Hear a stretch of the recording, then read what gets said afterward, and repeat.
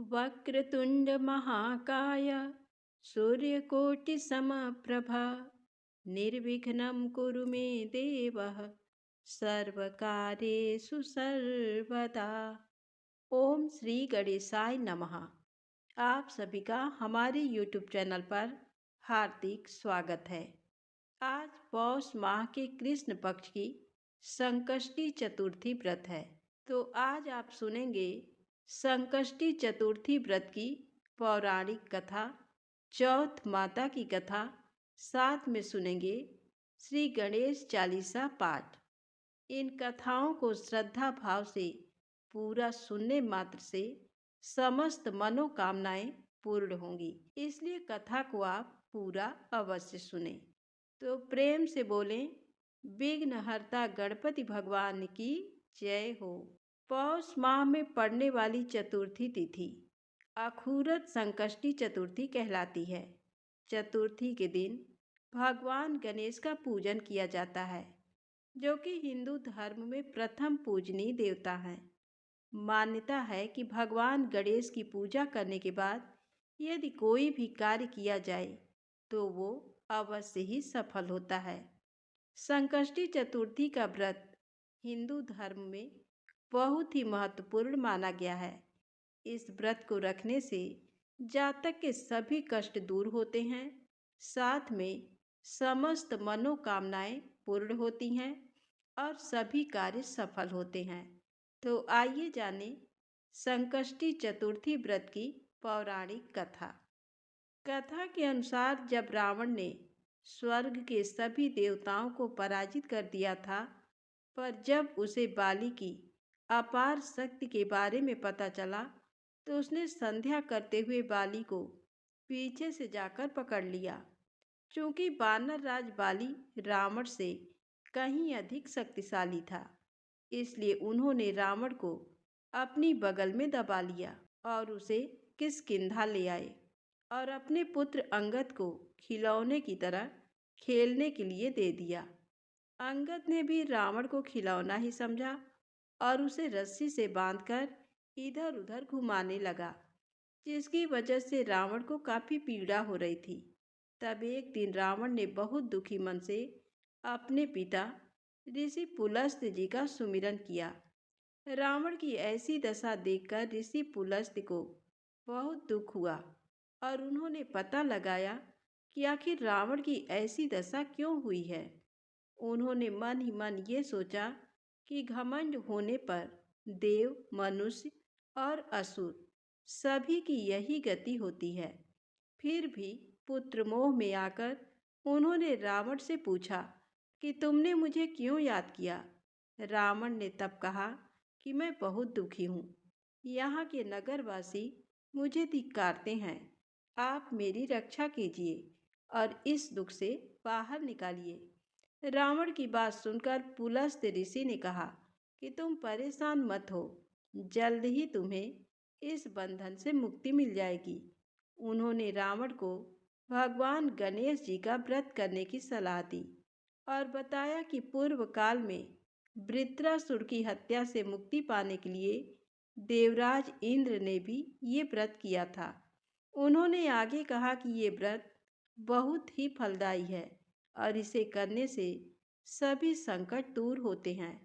महर्षि पुलस्त्य के कहने अनुसार रावण ने अखुरत संकष्टी चतुर्थी का व्रत पूरे विधि विधान से पूर्ण किया।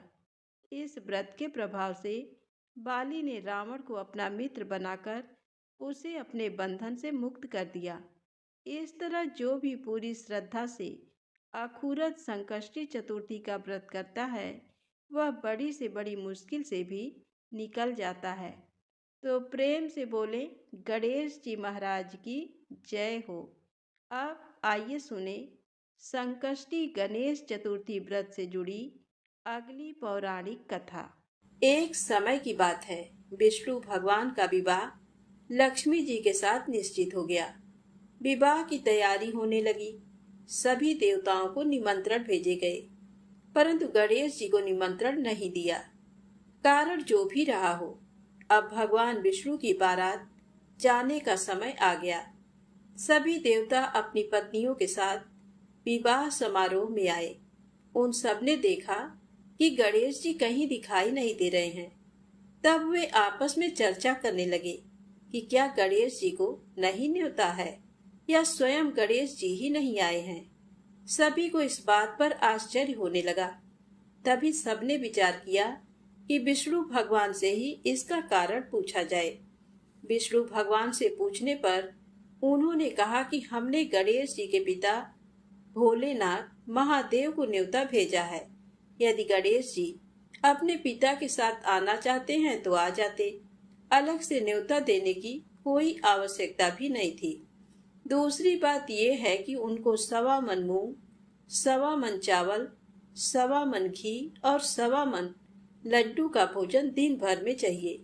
यदि गणेश जी नहीं आएंगे तो कोई बात नहीं। दूसरे के घर जाकर इतना सारा खाना पीना अच्छा भी नहीं लगता।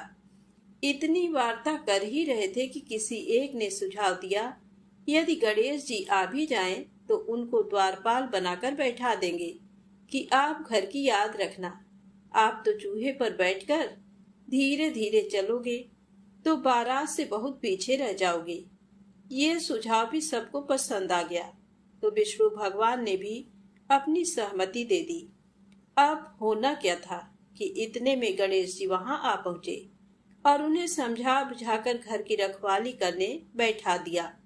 बारात जल्दी। तब नारद जी ने देखा कि गणेश जी तो दरवाजे पर ही बैठे हुए हैं। तो वे गणेश जी के पास गए और रुकने का कारण पूछा। गणेश जी कहने लगे कि विष्णु भगवान ने मेरा बहुत अपमान किया है। नारद जी ने कहा कि आप अपनी मूषक सेना को आगे भेज दें तो वह रास्ता खोद देगी, जिससे उनके वाहन धरती में धंस जाएंगे। तब आपको सम्मान पूर्वक बुलाना पड़ेगा। अब तो गणेश जी ने अपनी मूषक सेना जल्दी से आगे भेज दी और सेना ने जमीन पोली कर दी। जब बारात वहां से निकली तो रथों के पहिए धरती में धंस गए। लाख कोशिश करें परंतु पहिए नहीं निकले। सभी ने अपने अपने उपाय किए परंतु पहिए तो नहीं निकले, बल्कि जगह जगह से टूट गए। किसी की समझ में नहीं आ रहा था कि अब क्या किया जाए। तब तो नारद जी ने कहा, आप लोगों ने गणेश जी का अपमान करके अच्छा नहीं किया। यदि उन्हें मनाकर लाया जाए तो आपका कार्य सिद्ध हो सकता है और ये संकट टल सकता है। शंकर भगवान ने अपने दूत नंदी को भेजा और वे गणेश जी को लेकर आए। गणेश जी का आदर सम्मान के साथ पूजन किया। तब कहीं रथ के पहिए निकले। अब रथ के पहिए निकल तो गए परंतु वे टूट फूट गए तो उन्हें सुधारे कौन। पास के खेत में खाती काम कर रहा था, उसे बुलाया गया। खाती अपना कार्य करने के पहले श्री गणेशाय नमः कहकर गणेश जी की वंदना मन ही मन करने लगा। देखते ही देखते खाती ने सभी पहियों को ठीक कर दिया। तब खाती कहने लगा कि हे देवताओं, आपने सर्वप्रथम गणेश जी को नहीं मनाया होगा और ना ही उनकी पूजन की होगी, इसीलिए तो आपके साथ ये संकट आया है।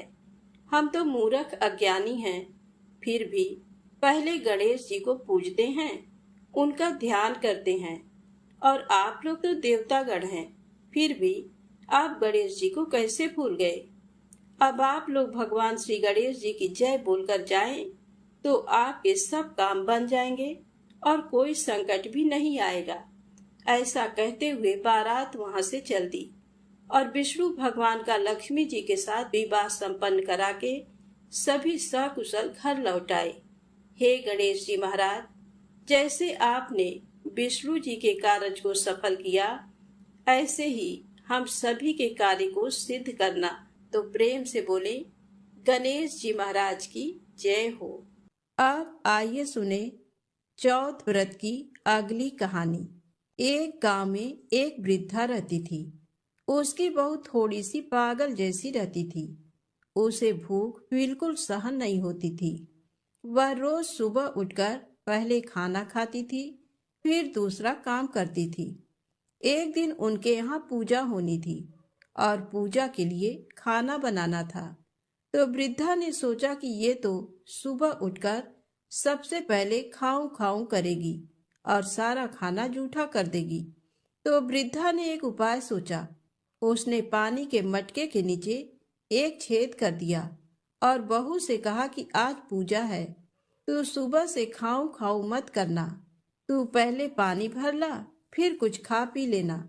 बहू ने सास से कहा कि ठीक है माँ, और वह पानी भरने के लिए चली गई। बहू पानी भरने कुएं पर आई तो उसने वहां पर सबसे पहले अपने साड़ी में बंधा हुआ आटा निकाला, फिर पनघट पर उसे गूंथ लिया और उसकी बाटियां बना ली।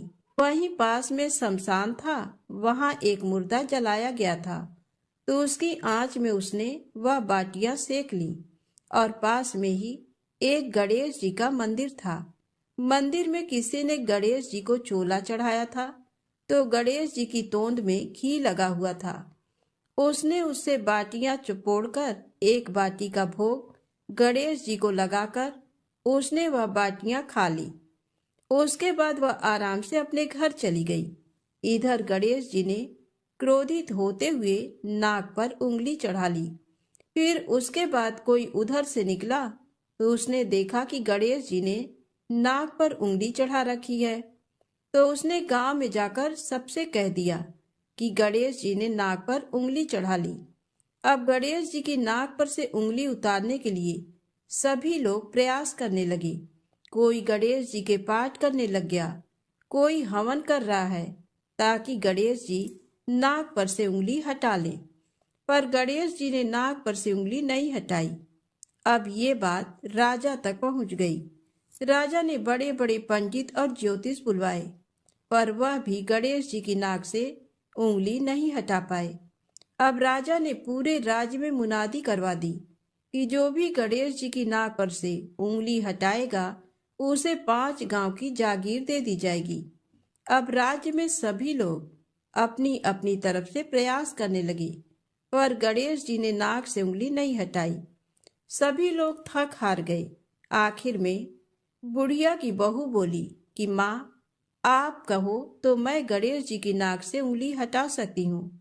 तो वृद्धा हंसने लगी कि बड़े बड़े पंडित और ज्योतिष गणेश जी की नाक से उंगली नहीं हटा पाए, तुम कैसे हटा दोगी? परंतु हो सकता है कि ऐसा हो जाए। तभी एक आदमी ने कहा कि एक बार इसे भी मौका दो, इसे भी प्रयास कर लेने दो, हो सकता है कि ये गणेश जी की नाक पर से उंगली हटा दे। बहू ने कहा, पर मेरी एक शर्त है कि मेरे घर से गणेश जी के मंदिर तक एक बड़ा पर्दा लगाया जाए। तो लोगों ने कहा ठीक है, और घर से मंदिर तक पर्दा लगवा दिया। अब बहू ने अपने घाघरे में धोना यानी कपड़े धोने का हथियार छिपाकर मंदिर गई। मंदिर में धोना निकालकर गणेश जी से बोली, कार्य कार्य गणेशिया, अपने घर से आटा लाई, पनघट पर आटा गूथा, मरे मुर्दे की आग पर बाटियां सेकी, तुम्हारी तोंद से जरा सा घी ले लिया तो तूने नाक पर उंगली चढ़ा ली। नाक पर से उंगली हटा रहा कि नहीं?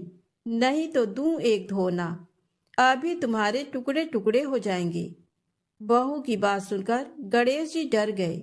उन्होंने सोचा कि ये तो बावली है, मार देगी तो क्या करेंगे, का कोई भरोसा नहीं है। और गणेश जी ने फट से नाक पर से उंगली हटा ली। पूरे गांव में वृद्धा की बहू की जय जयकार होने लगी कि बुढ़िया की बहू ने गणेश जी की नाक से उंगली हटवा दी। राजा ने अपने आदेश अनुसार 5 गांव जागीर में दिए।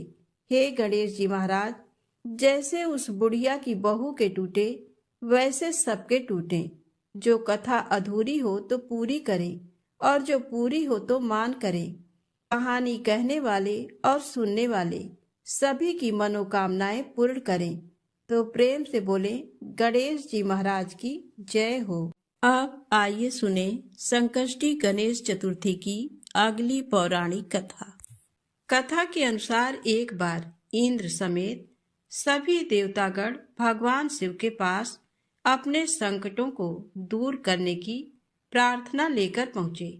तब भगवान शिव के दोनों पुत्र कार्तिकेय और गणेश जी वहीं मौजूद थे।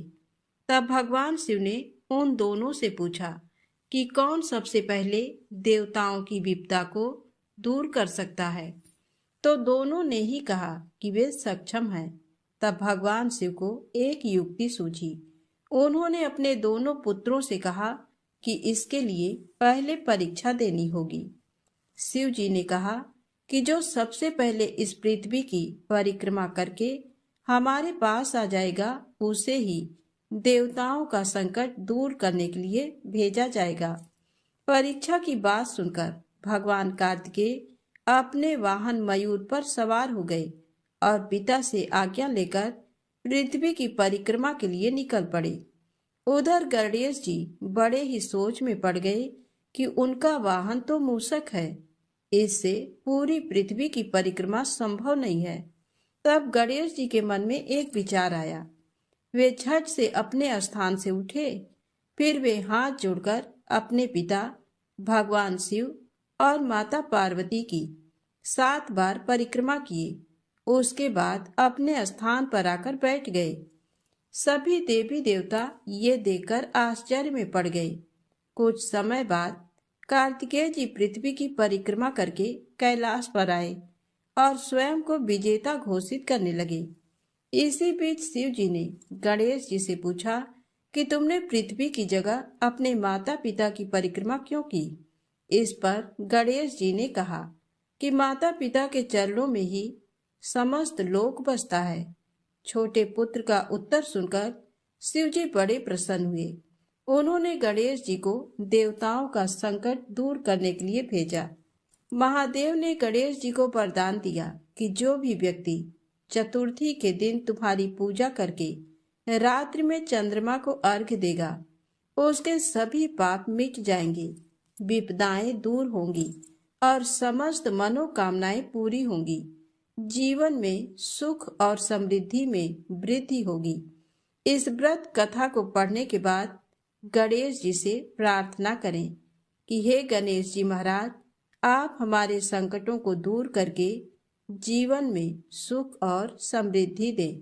तो प्रेम से बोले गणेश जी महाराज की जय हो। अब आइए सुने चौथ माता की पौराणिक कथा। एक शहर में एक व्यापारी रहा करता था। व्यापारी बहुत ही आलसी किस्म का इंसान था।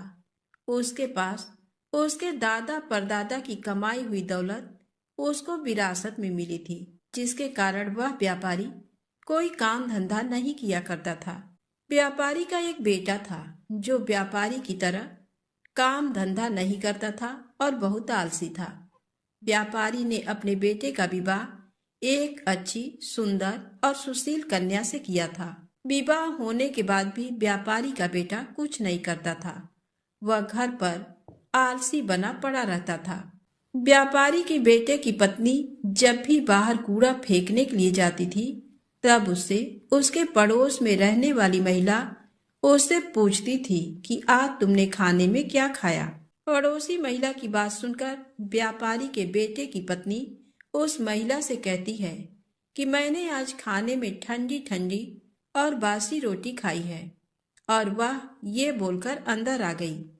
जब भी व्यापारी के लड़के की पत्नी कूड़ा फेंकने बाहर आती, तो पड़ोस में रहने वाली महिला उससे रोज यही पूछने लगी, और व्यापारी की बहू बस यही जवाब देती थी कि ठंडी ठंडी और बासी रोटी खाई है। एक दिन अचानक से जब व्यापारी के लड़के की पत्नी कूड़ा फेंकने के लिए बाहर आई, तब पड़ोस में रहने वाली महिला ने उससे पूछा कि आज तुमने खाने में क्या खाया। तब लड़के की पत्नी ने बताया कि ठंडी ठंडी बासी रोटी खाई है। तो ये बात व्यापारी की बेटे ने सुन ली, जिसके बाद व्यापारी का बेटा अपनी माँ के पास आया और उससे कहने लगा कि माँ, तुम तो हम लोगों को रोज गर्म और ताजा खाना खिलाती हो, लेकिन मेरी पत्नी बाहर जाकर पड़ोस में रहने वाली महिला से बोलती है कि उसने आज ठंडी और बासी रोटी खाई है। मेरी पत्नी ऐसा क्यों बोलती है? तब लड़के की माँ ने कहा कि बेटा, मैं तो तुम लोगों के सामने ही गर्म खाना तुम लोगों को खिलाती हूँ। पता नहीं तुम्हारी पत्नी ऐसा क्यों सभी लोगों से बोलती है। तब लड़के की माँ ने कहा, अगर तुमको मेरी बातों पर भरोसा नहीं है तो कल तुम खुद ही देख लेना कि मैं कैसा खाना तुम सभी को खिलाती हूँ और तुम्हारी पत्नी को देती हूँ। लड़के ने कहा, ठीक है। व्यापारी के लड़के ने सच्चाई जानने के लिए एक नाटक किया। व्यापारी के बेटे ने अपनी तबीयत खराब होने का नाटक करने लगा। वह पलंग में जाकर चद्दर ओढ़कर लेट गया और चद्दर में से चुपचाप सब कुछ देखने लगा। और जब लड़के की माँ ने सभी को खाना परोसा, तब उसने देखा कि मेरी माँ ने तो गर्म खाना ही मेरी पत्नी को खिलाया है। मेरी माँ तो एकदम सत्य बोल रही है। जैसे ही उसकी पत्नी खाना खाकर उठी, तो वह लड़का अपनी पत्नी के पीछे पीछे गया और उसने देखा कि जब उसकी पत्नी कूड़ा फेंकने के लिए बाहर गई है, तब पड़ोस में रहने वाली महिला ने उससे एक बार फिर से वही पूछा कि आज तुमने खाने में क्या खाया है। जिसके बाद उसकी पत्नी ने एक बार फिर से उस पड़ोसी महिला को वही बताया जो वह हर बार बताती आई थी कि आज मैंने ठंडी और बासी रोटी खाई है। अपनी पत्नी की ये करतूत देखकर उसने अपनी पत्नी से कहा कि मेरी माँ तो तुम्हें रोज गर्म खाना ही खिलाती है, तो तुम पड़ोसी को क्यों बोलती हो कि वह तुमको ठंडा और बासी खाना खिलाती है। लड़के की पत्नी बहुत बुद्धिमान और चालाक थी।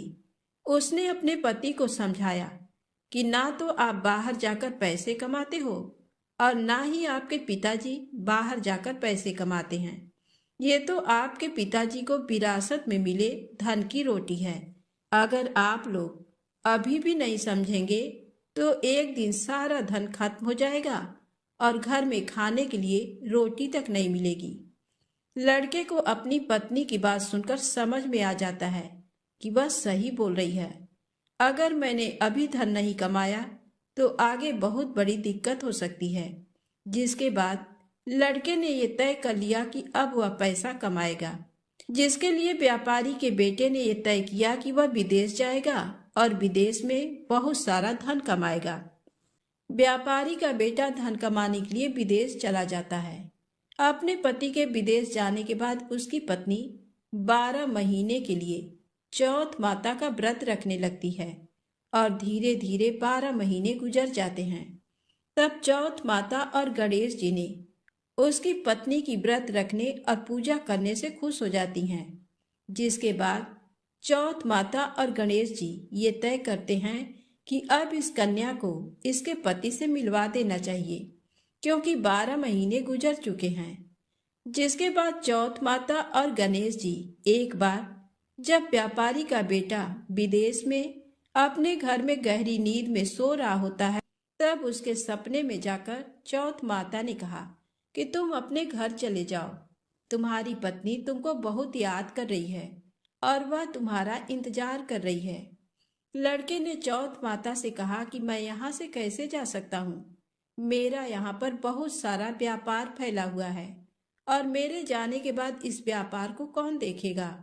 चौथ माता ने लड़के से कहा कि तुम चिंता मत करो, कल तुम सुबह एक दिए को जलाकर उसको लेकर अपने साथ बैठ जाना। जिन जिन लोगों को तुमको पैसा देना है वह तुमको पैसे दे जाएंगे और जिन जिन लोगों को तुम्हें पैसा देना है वह तुमसे पैसा ले जाएंगे और इस प्रकार से तुम्हारा सारा व्यापार एक ही दिन में सिमट जाएगा। व्यापारी के लड़के ने चौथ माता की बात मानकर अगले दिन वैसा ही किया जैसा चौथ माता ने उससे करने के लिए कहा था। उसने अपने हाथ में सूरज दीपक जलाकर बैठ गया। जिसके बाद व्यापारी आए, उसको पैसा दे गए और जिसको उसे पैसा देना था वह उससे पैसा ले गए और व्यापारी के लड़के का व्यापार एक ही दिन में सिमट गया। इसके बाद व्यापारी का बेटा अपने घर जाने के लिए निकल पड़ा। थोड़ी दूर चलने के बाद जब व्यापारी का बेटा आधे रास्ते पहुंच गया था, तब उसको रास्ते में एक सांप दिखाई दिया। वह सांप एक जगह जल रही अग्नि के पास जा रहा था, जिसको देखकर व्यापारी के बेटे ने सांप को अग्नि के पास जाने से रोक दिया। व्यापारी के बेटे के ऐसा करने के बाद वह सांप बहुत क्रोधित हो गया। वह कोई और नहीं बल्कि नागराज थे। तभी नागराज ने उस लड़के से कहा कि तुमने ये क्या किया? मैं तो नाग योनि से छुटकारा पाने के लिए जा रहा था, लेकिन तुमने ऐसा होने नहीं दिया। अब मैं तुमको जान से मार दूंगा।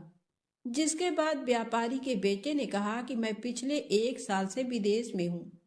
मेरी पत्नी मुझे बहुत याद कर रही है और मैं 1 साल बाद अपने घर जा रहा हूँ। आप मुझे अभी छोड़ दीजिए। मैं अपनी पत्नी से एक बार मिल लूँ, तब कल आप मेरे घर आकर मुझे मार दीजिएगा। जिसके बाद नागराज ने व्यापारी के बेटे को जाने दिया और थोड़ी ही देर में अपने घर वह पहुंच गया। लेकिन व्यापारी का बेटा बहुत डरा हुआ था। तो उसकी पत्नी ने पूछा कि आप इतने भयभीत क्यों हैं। तब उसने अपनी पत्नी को बताया कि मेरे साथ रास्ते में ये दुर्घटना घटी थी कि एक नागराज अपनी नाग योनि से मुक्त होने जा रहे थे, लेकिन मैंने उनको जाने से रोक दिया, जिससे वह बहुत क्रोधित हो गए हैं और उन्होंने मुझे मारने का वचन लिया है। कल वह मुझे मारने के लिए आएंगे। व्यापारी की बेटे की पत्नी बहुत चालाक और बुद्धिमान थी और उसने अपने पति की बात सुनकर अपने घर की सीढ़ियों पर कुछ न कुछ रख दिया। उसकी पत्नी ने पहली सीढ़ी पर दूध रख दिया, दूसरी सीढ़ी पर बालू बिखेर दी और तीसरी सीढ़ी पर फूल बिखेर दिए। चौथी सीढ़ी पर सुगंधित इत्र डाल दिया और पांचवी सीढ़ी पर बहुत स्वादिष्ट मिठाइयां रख दी और जाकर पलंग पर अपनी चोटी लटकाकर लेट गई और अपने दरवाजे को खुला छोड़ दिया। नागराज जब उसके पति को मारने के लिए आए, तब उन्होंने सीढ़ियों में दूध देखा, तो उन्होंने उस दूध को पी लिया और एक एक करते सभी सीढ़ियों की सारी चीजें खा लिए। और तब उन्होंने बोला कि व्यापारी, तुमने मुझे बहुत प्रसन्न किया है, लेकिन मैंने तुमको वचन दिया है कि मैं तुमको मारूंगा जरूर। अब मैं कुछ नहीं कर सकता, मैं अपने वचन से बंधा हुआ हूँ। जिसके बाद नागराज व्यापारी के बेटे को मारने के लिए 7 सीढ़ी पार करके उसके कमरे के पास जाने लगे। तब वहां पर चौथ माता और गणेश जी ने आकर उस नागराज को अपनी तलवार से काट काट कर चारों तरफ फेंक देते हैं और जिसके बाद नागराज का एक हिस्सा लड़के के जूते में चला गया। नागराज ने कहा, मैं यहीं छुपा रहूंगा और कल जब सुबह वह व्यापारी जूता पहनेगा तब मैं उसको काट लूंगा।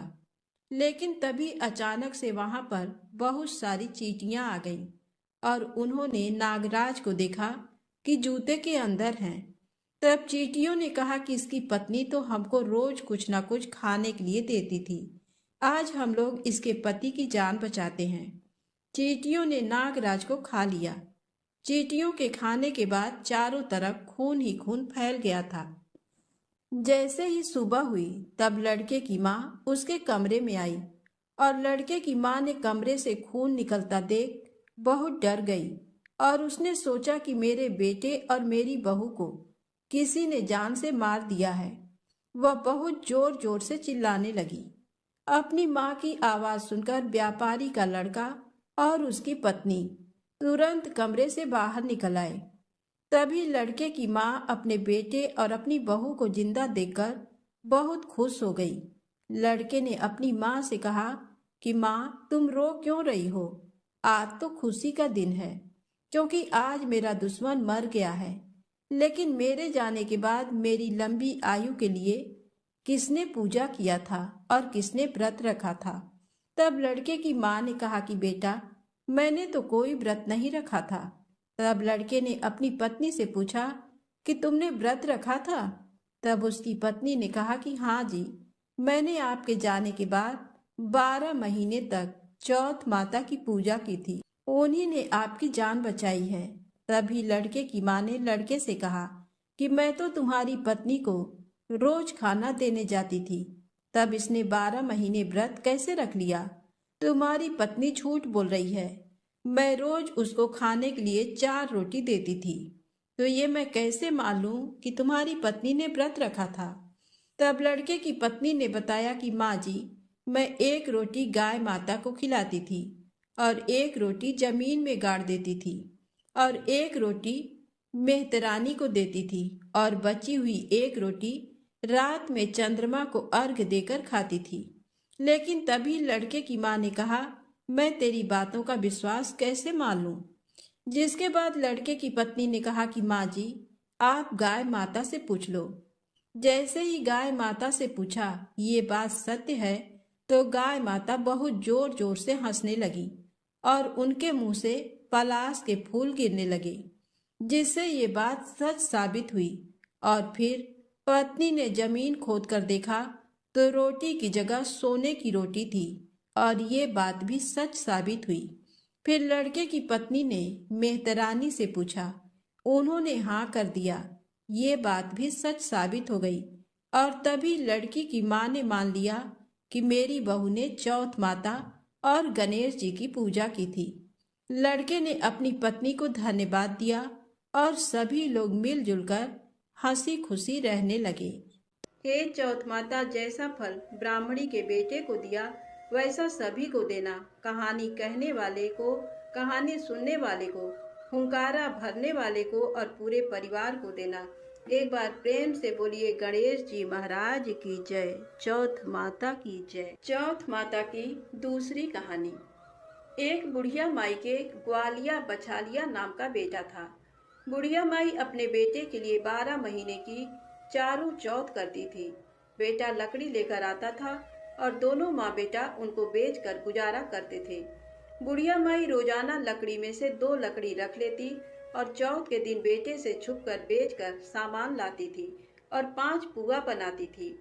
एक पुआ गणेश जी महाराज को, एक चौथ माता को चढ़ाती, एक ब्राह्मण को और एक अपने बेटे को खिलाती थी और एक पुआ खुद खाती थी। एक चौथ के दिन बेटा अपनी पड़ोसन के घर गया। वह पुआ बना रही थी। जब उसने पूछा कि आज क्या है जो पुए बना रखे हैं, तब वह बोली, मैंने तो आज ही बनाए हैं, पर तेरी माँ तो चारों चौथ को पुए बनाती है।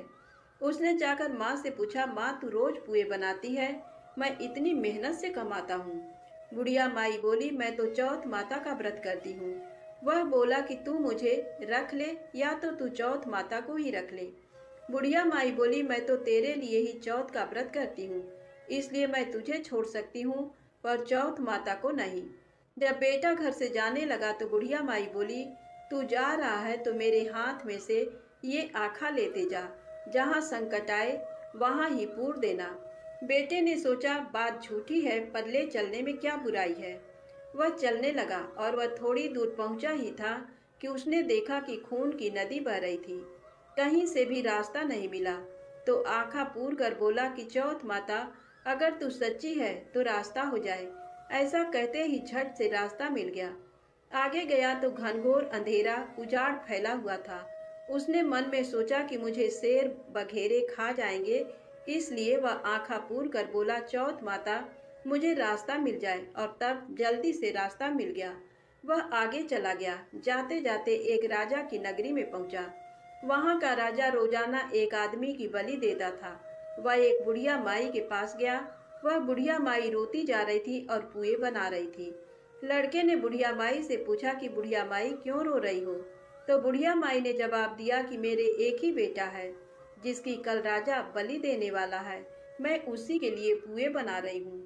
वह बोला, बुढ़िया माई अपने बेटे की जगह मुझे पुए खिला दे, मैं उसकी जगह बलि चढ़ने चला जाऊंगा। बुढ़िया माई ने कहा कि मैं दूसरे के पुत्र को कैसे भेज सकती हूँ, लेकिन वह नहीं माना, तो बुढ़िया माई ने उसको पुए खिला दिए। अगले दिन जब राजा का संदेश आया तो बुढ़िया माई ने सोचा कि मैं कैसे दूसरे के बेटे को बलि चढ़ने के लिए भेज सकती हूँ, मैं ऐसा नहीं कर सकती। लेकिन बाहर की आवाज़ सुनकर वह जाग गए और राजा के आदमियों के साथ चला गया।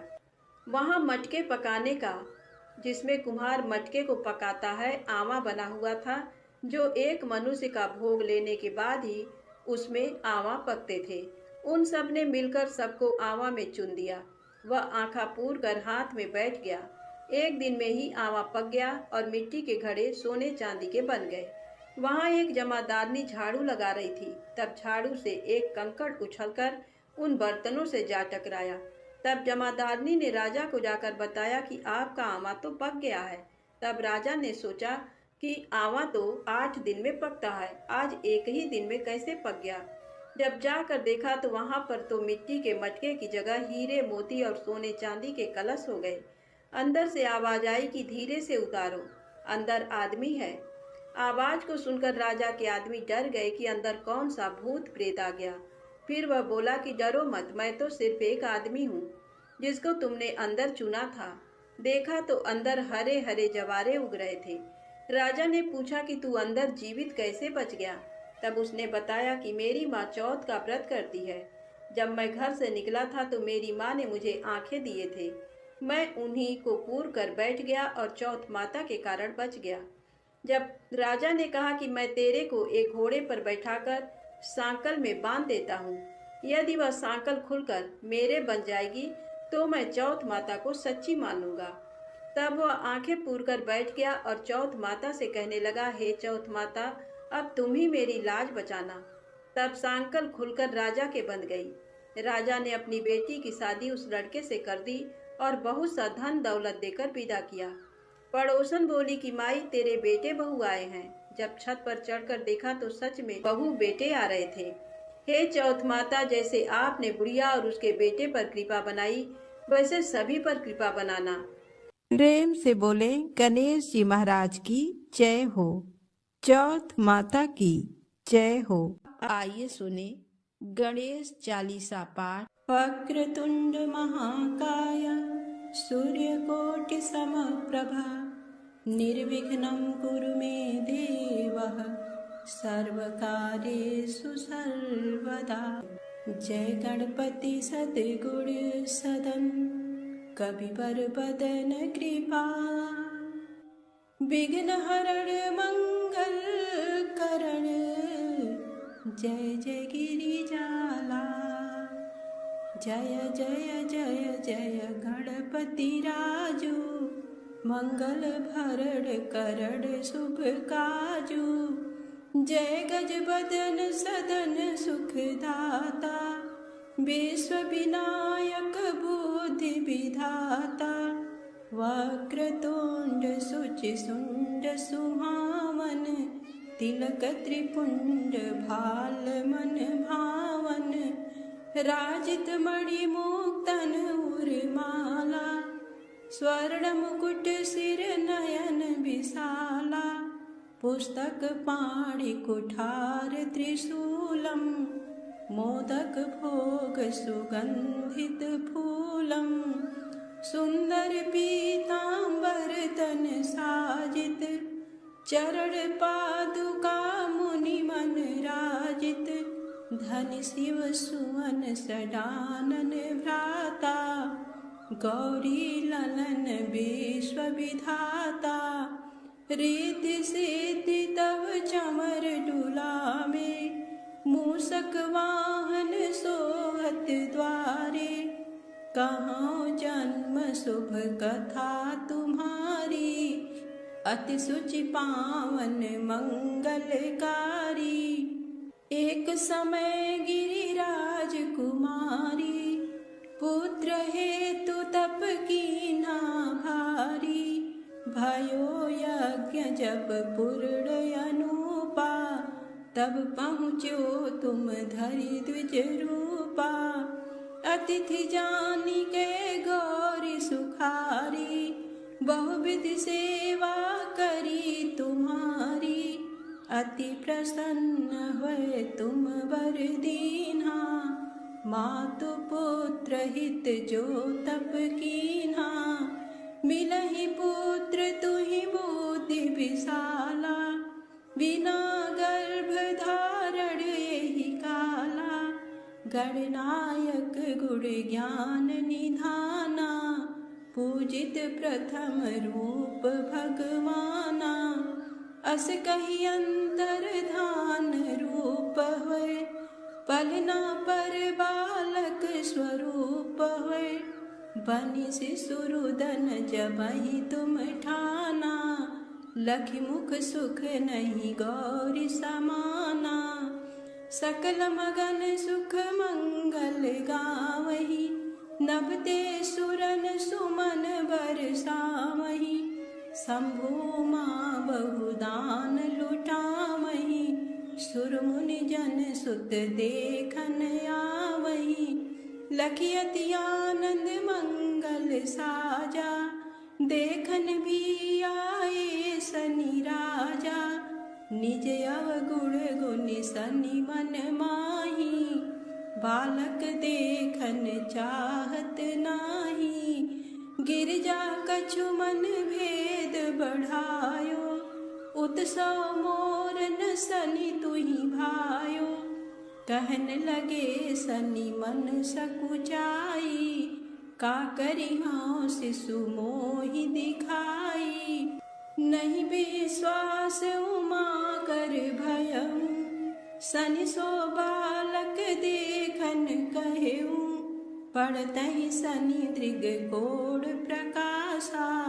बालक सिर उड़ी गयो आकाशा, गिरिजा गिरी विकल होय धरड़ी। सो दुख दशा गयो नहीं वरड़ी, हाहाकार मचो कैलासा। शनि कीन्यो लखि सुत को नासा, तुरत गरुड़ चढ़ी विष्णु सिधाए।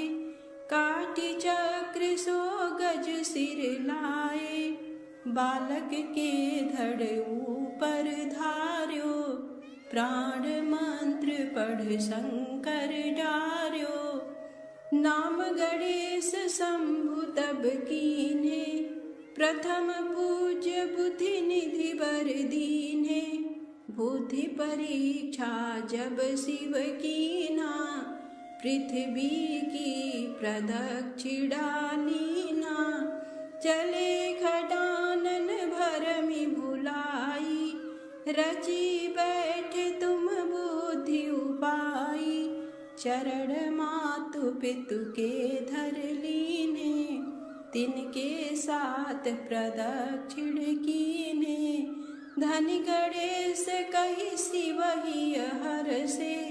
नभते सुरन सुमन बहु बरसे, तुम्हरी महिमा बुद्धि बढ़ाई। शेष सहस मुख सकै न गाई, मैं मतिहीन मलिन दुखारी। करहु कवन विधि विनय तुम्हारी, भजत राम सुंदर प्रभु दासा। लख प्रयाग ककरा दुर्वासा, अब प्रभु दया दीन पर कीजय। अपनी शक्ति भक्ति कछु दीजय, श्री गणेश यह चालीसा।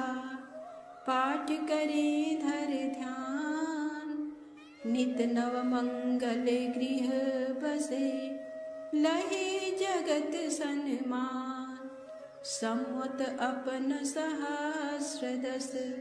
ऋषि पंचमी दिने, पूरण चालीसा भयो। मंगल मूर्ति गणेश। ओम श्री